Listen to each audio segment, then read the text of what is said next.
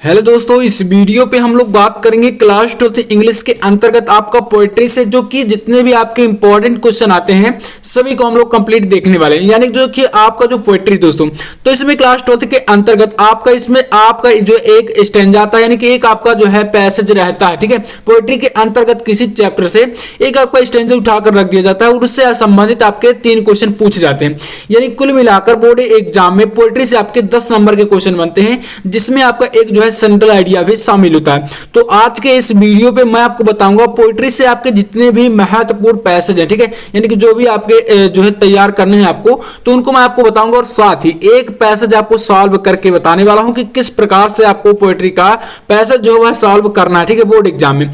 और यहां पर आपको यह भी बताऊंगा कि कौन कौन से सेंट्रल आइडिया आपको तैयार करने हैं, यानी आज के इस वीडियो में आपको पोएट्री से पूरा समाप्त होने वाला है जितने भी क्वेश्चन है। ठीक है, तो चलिए पहले नंबर 1 पर आपको देखते हैं, जो कि आपको यहां पर है एक जो है स्टैंजा, यानी कि आपका पोएट्री का एक अंश। ठीक है, तो देखिए पहला आपका दिया गया है आई सा माई मदर बिसाइड मी। अब देखिए इसको क्या करना है, आपको पहचानना पड़ेगा, यानी कि बोर्ड एग्जाम में इसको आपको पहचानना पड़ेगा कि आखिरकार यह कहां से लिया गया है ना। इस प्रकार से मैं यहां पर 5 आपको बताऊंगा और उन 5 को आपको पढ़ के जाना है, उनमें से आपका एक जो है 100% आने वाला है। ठीक है, अब देखिए आई saw my mother beside me, does open mouth had her face as like that of a corpse and realized with pain that she was as old as she looked, but soon put that thought away।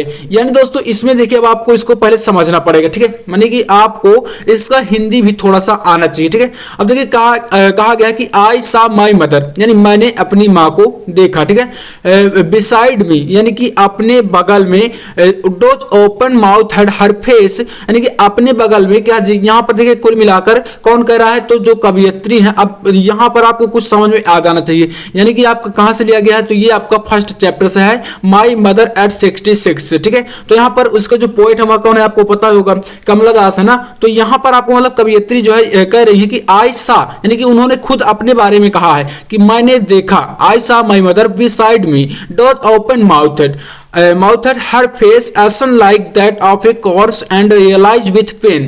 यानी मैंने अपनी माँ को अपने बगल में सोते हुए देखा और उनके चेहरे पर हर फेस यानी उनके चेहरे पर as like that corpse and realized with pain, यानी उनके चेहरे पर एक जो है एक प्रकार से क्या हुआ, मतलब उनका चेहरा जो है एक प्रकार से खिला हुआ नहीं था, या मतलब काफी ज्यादा मुरझाया हुआ था। ठीक है, और इसके बाद यहाँ पर क्या हुआ कि रियलाइज विथ पेन, यानी एक उन्हें जो है कष्ट या दर्द, पेन मतलब यहाँ पर दर्द या कष्ट बोल सकते हैं, तो मतलब एक दर्द जो है महसूस हुआ, यानी रियलाइज हुआ। ठीक है, जब उन्होंने अपनी माँ के चेहरे को देखा तो उन्हें जो है कष्ट महसूस हुआ, that she was as old as she looked but soon put that thought away. यानी इसको देखिए जब उन्होंने अपनी माँ के चेहरे को देखा और इस प्रकार का उनका चेहरा था, अरे एक मुरझाया हुआ, कुल मिलाकर एक जो है बुढ़ापे में जैसा होता है, तो एक प्रकार से उनको जो है क्या हुआ, पेन महसूस हुआ, यानी कि कष्ट या दर्द बोल सकते हैं महसूस हुआ।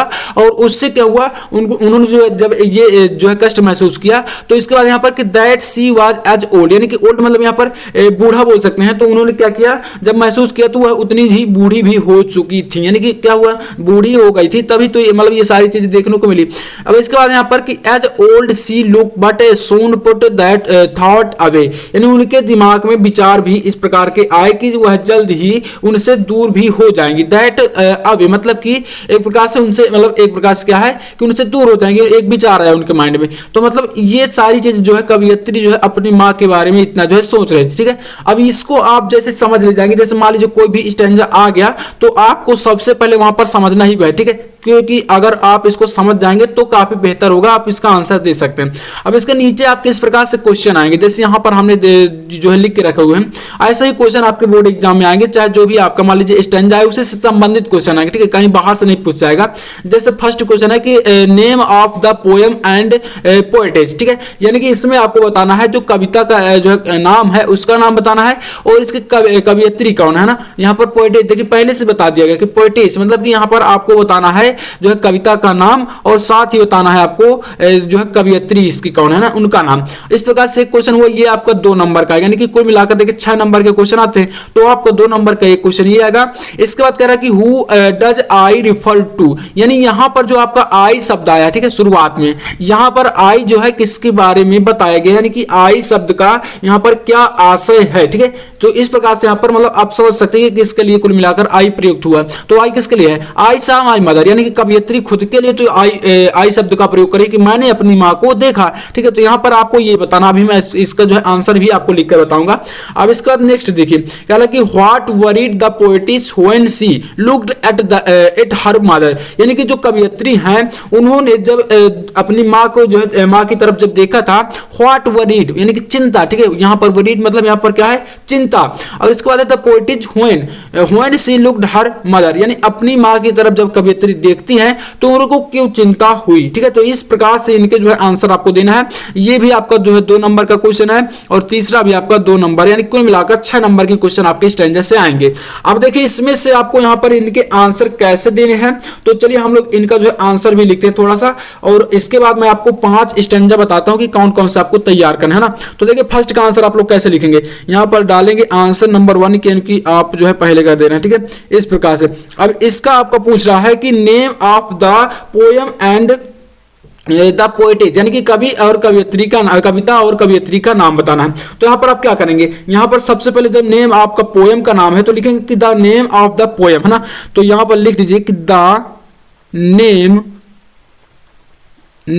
ऑफ द पोएम, ठीक है, the name of the poem. अब इसको देखिए आपको यहाँ पर आगे जो है ब्लैक से भी लिख सकते हैं, जैसे कि जो कविता का नाम है वो क्या है, माई मदर एट 66, है ना। तो लिख सकते हैं आप लोग यहाँ पर, जैसे कॉपी में अपनी जो है ब्लैक से इसको डाल सकते हैं, जैसे ये थोड़ा सा यूनिक दिखेगा।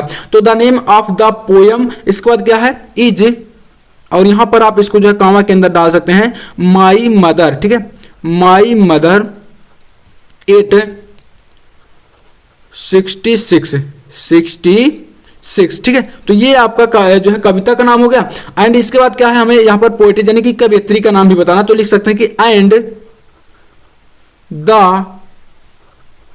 पोएटिस, ठीक है, POTESS, पोएटिस कौन है, तो कमला दास है। तो इसमें लिख सकते हैं कि इज कमला दास, ठीक है, KAMALADAS, ठीक है। तो यहां पर क्या हुआ, जो मतलब इसके जो कविता का नाम है वो क्या है, माई मदर एट 66 है। एंड इसके जो कवियत्री है या कवि है वो कौन है, तो कमला दास है। तो मतलब इतना आपको जो है फर्स्ट का आंसर दे देना है, तो इस प्रकार से आपका हो जाएगा, है ना। अब देखिए इसके बाद यहाँ पर क्या कर सकते हैं, नेक्स्ट दूसरा आपका यहाँ पर कह रहा है कि who does I refer to, यानी कि यहाँ पर जो आई शब्द आया है, ठीक है, आई शब्द जो आया है वह किसके लिए प्रयुक्त हो रहा है। तो ये किसके लिए प्रयुक्त है, आप सभी को मैंने बताया कि ये जो है कवियत्री स्वयं को कह रही है, यानी कि उन्होंने कहा था ना कि आयशा, यानी मैंने देखा, तो यहां पर अपने लिए प्रयुक्त कर रही हैं। तो इसलिए यहां पर सेकंड आप क्या रहेंगे, इसमें यहां पर आंसर नंबर 2, ठीक है।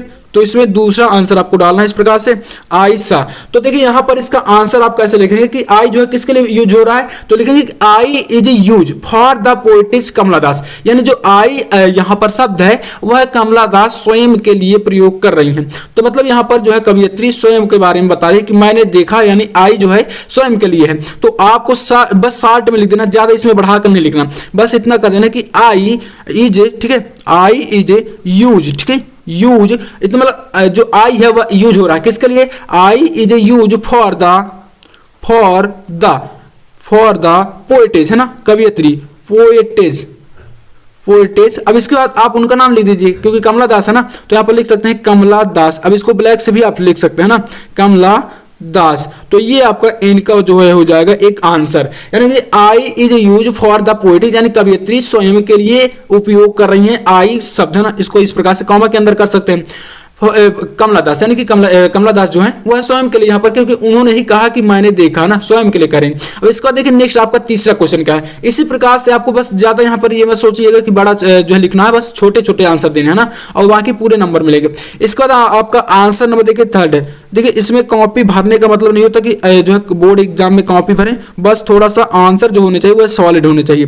तो ये आपका इसका जो है यहाँ पर तीसरा नंबर का देखते हैं। तीसरा नंबर का क्वेश्चन है कि व्हाट वरीड, है ना, what worried the poet's when she looked at her mother, यानी कि उनको जो है क्यों चिंता हुई जब उन्होंने अपनी माँ की तरफ देखा, है ना। तो इसका आप आंसर क्यों बता सकते हैं। देखिए यहाँ पर उनको जो है चिंता क्यों हुई थी, जब उन्होंने अपनी माँ के चेहरे की तरफ देखा था, उनका चेहरा जो है एक जो है मुरझाया था, ये एक प्रकार से कह सकते हैं बूढ़ा मतलब लाश की तरह दिख रहा था, तो उनको एक प्रकार से कष्ट महसूस हुआ। ये सारी चीजें जब उनको जो है पता चली तब उनको क्या हुआ, यहाँ पर एक प्रकार से जो है चिंता हो रही थी कि वह जल्द ही इनसे दूर हो जाएंगी। तो इन्हीं चीजों के बारे में जो है एक प्रकार से उनको चिंता हो रही थी। तो आप इसका आंसर लिख सकते हैं कि हर मदर लुक्ड एट पेल, ठीक है, यानी कि उनका जो माँ का चेहरा था, हर मदर फेस, इस प्रकार से लिख सकते हैं कि हर मदर, ठीक है। यहाँ पर अब आपके माइंड में अगर कुछ भी आ रहा है तो आप उसको यहाँ पर लिख सकते हैं, हर मदर फेस, ठीक है, उनकी माँ का चेहरा, हर मदर फेस वाज पेल, है ना, पीला दिख रहा था, उनकी माँ का जो चेहरा था वह पीला